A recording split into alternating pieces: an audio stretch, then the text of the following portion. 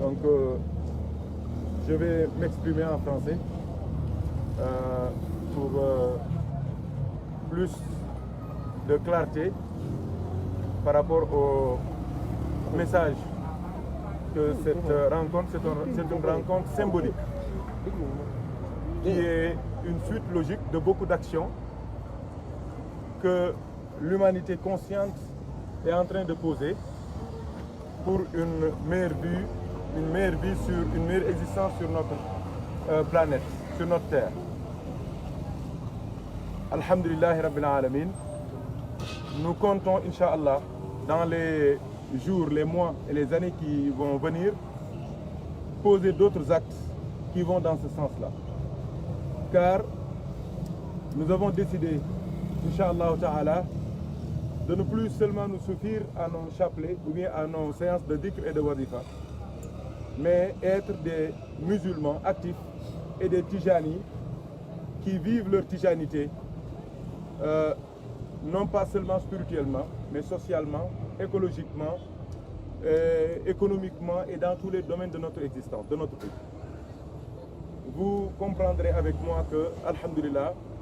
nous sommes dans un lieu béni, dans un lieu sacré, qui est la maison d'Allah Tabaraka wa Ta'ala. Nous sommes ici à Thiès, dans un quartier qui se nomme Cité Ouvrière,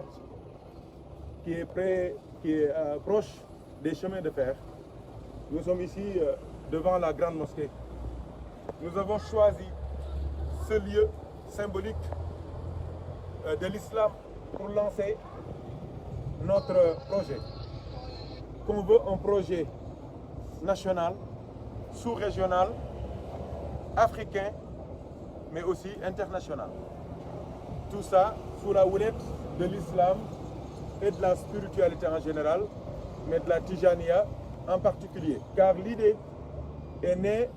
d'une discussion de frères Tijani qui ont fini leur wazifa et qui ont senti leur cœur rempli de lumière et qui ont senti aussi la nécessité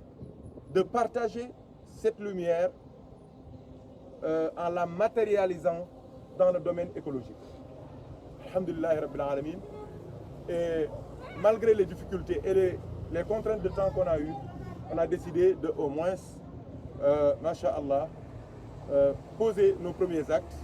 Et alhamdulillah, on va adjoindre nos actes-là aux actes de nos vaillants frères de Thiès en marche, qui nous ont tendu la main, qui nous ont donné la main, qui nous ont assistés, qui nous ont aidés, qui nous ont ouvert leurs portes et qui nous ont conseillés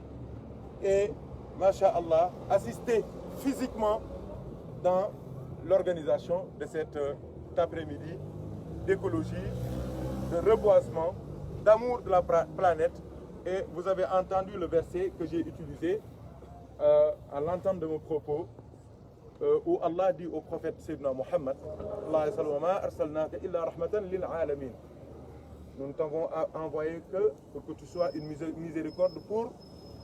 tous les mondes. Donc le monde végétal, le monde animal, le monde sportif, le monde politique, le monde, tous les mondes peuvent bénéficier de la rahma du prophète sallallahu alayhi wa sallam. Donc aujourd'hui nous sommes dans un domaine très sensible au prophète Sayyidina Muhammad sallallahu alayhi wa sallam. Allez à Médina et vous verrez parmi même les signes et comment on appelle ça, les indices, parmi les indices qui montraient que le prophète sallallahu alayhi wa sallam est l'envoyé de Dieu, il y a l'arbre. Car Salman al-Farisi, Salman le Persan, l'Iranien, son maître lui avait dit, quand il l'avait quitté, moi, je vais mourir. Je t'ai enseigné le tawhid que j'ai reçu de mes maîtres. Maintenant, sur terre, il n'y a personne qui vit ce que je vis. Mais je te donne un conseil, va voir une terre où il y a beaucoup de montagnes et beaucoup d'arbres, beaucoup de dattiers. C'est dans cette terre que tu trouveras le dernier envoyé d'Allah. Il ne mange pas la sadaqa, mais il prend la hadiya. Hein? Ici, derrière son dos, derrière son épaule, il y a le tampon de la Nubuwa. Donc quand il est venu, parmi les premiers signes, les premiers indices qu'il a trouvés, c'est les arbres. Donc les arbres sont significatifs dans l'islam. Dans la Tijaniya, pourquoi je parle toujours dans la Tijaniya? Parce que notre maître Maulana Cheikh Tijani, radiallahu ta'ala anhu, il disait toujours à ses disciples, si vous ne voulez pas manger un arbre, si vous ne voulez pas l'utiliser, ne coupez pas ses feuilles. Cheikh Tijani, il dit, si tu as l'ouverture spirituelle, le Fatr, tu aurais entendu leurs zikr, leurs invocations, leur subhanallah, walhamdulillah, wa la ilaha illallah, wallahu akbar. Comme tu n'as pas atteint cette station, pour les entendre, ne les coupez pas, ne les tuez pas. Parce qu'ils ont un rôle tant écologique que spirituel sur notre équilibre ici sur Terre. Donc c'est fort de ces enseignements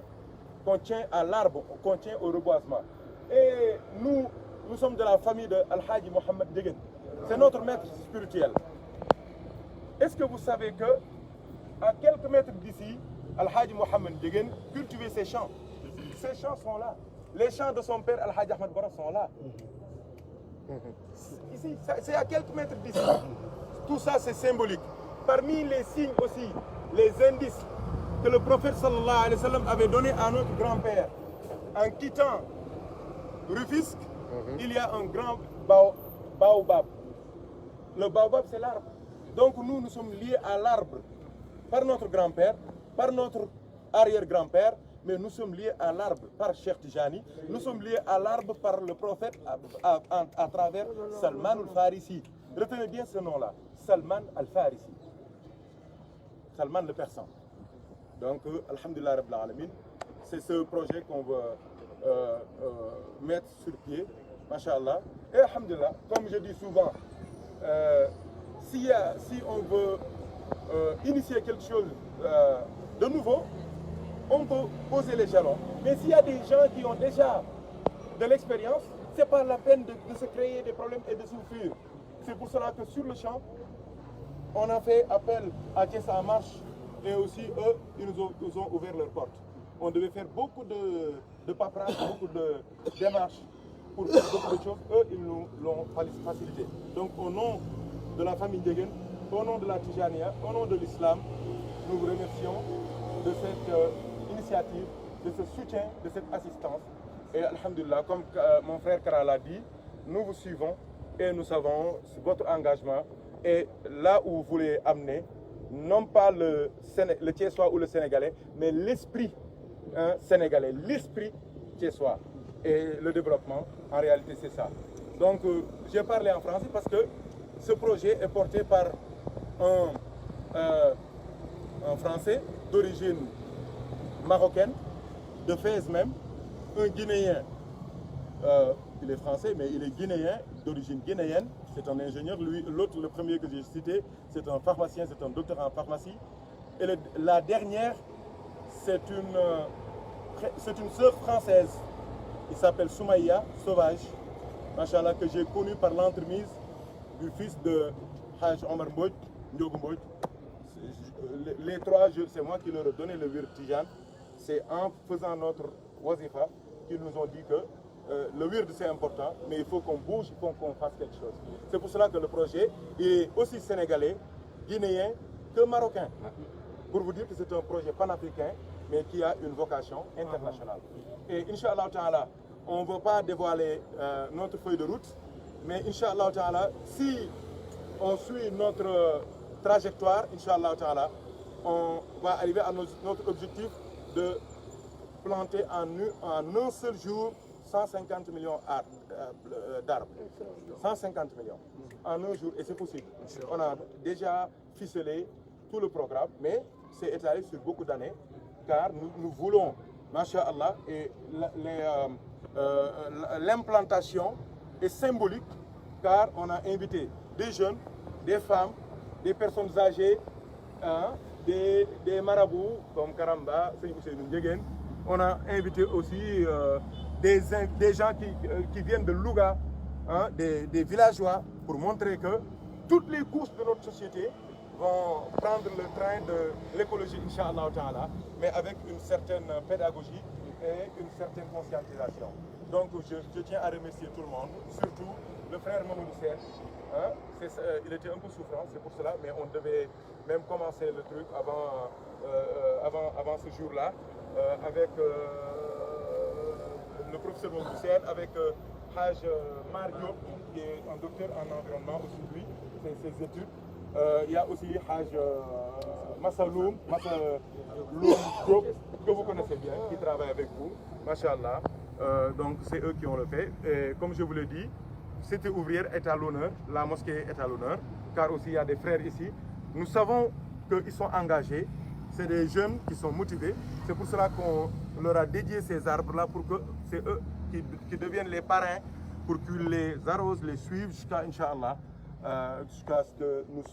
soyons tous satisfaits de leurs actions. Donc merci aux femmes, merci aux filles, Masha'Allah, pour leur présence, à madame, Masha'Allah. Vous nous avez honorés, qu'Allah vous bénisse, qu'Allah vous donne une longue vie, nous sommes heureux, Masha'Allah, et nous espérons, Inch'Allah,